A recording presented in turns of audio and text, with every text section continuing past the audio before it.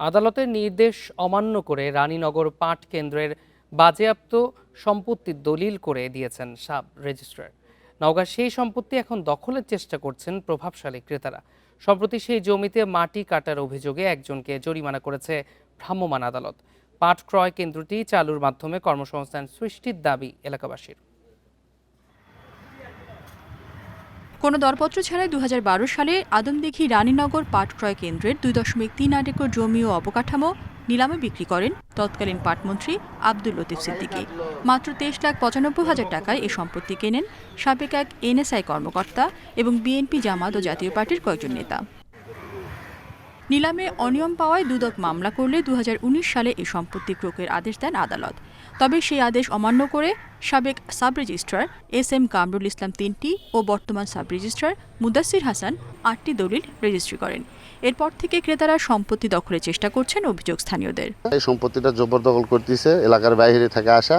যে গুদামটা ছিল আমরা সেই গুদামটা আমরা সরকারের কাছ থেকে আবার ফিরে চাই, আমরা কর্ম করে খেতে চাই। সম্প্রতি পাট ক্রয় কেন্দ্রের সম্পত্তি থেকে মাটি কাটার অভিযোগে জাতীয় পার্টির নেতা হাসান আলীকে ৫০,০০০ টাকা জরিমানা করে ভ্রাম্যমাণ আদালত।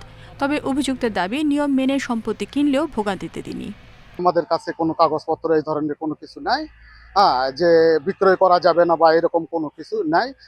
এটাতে সম্পূর্ণরূপে যেমন মালিক বিক্রয় করে আর একজন নেয়, সরকার বিক্রয় করছে, আমরা নিছি। দুদকের আইনজীবী জানান সম্পত্তিতে রিসিভার নিয়োগের প্রক্রিয়া চলছে। আর কেউ জবরদখলের চেষ্টা করলে ব্যবস্থার আশ্বাস জেলা প্রশাসকের। অন্য কোনো প্রতিষ্ঠান বা ব্যক্তি কোনো প্রকার হস্তক্ষেপ করতে পারবে না যদি সম্পত্তিতে তার আকার আকৃতি বা কোনো দখল পরিবর্তনের চেষ্টা করে বা দখলের চেষ্টা করে, তাহলে সেটা বেআইনি হবে। এই জমি নিয়ে মামলা চলছে। সো মামলাধীন কোনো প্রপার্টিতে কোনো পক্ষই আসলে কোনো কার্যক্রম করতে পারে না। আমাদের পক্ষ থেকে আমরা যে কোনো আইনগত পদক্ষেপ নিতে আমাদের দ্বিধাবোধ করব না। আমরা বিনা দরপত্রে পাট ক্রয় কেন্দ্রের জমি ও অবকাঠামো বিক্রিতে সরকার অন্তত ৪০,৬৯,০০০ টাকা রাজস্ব বঞ্চিত হয়েছে দাবি দুদকের। Independent news.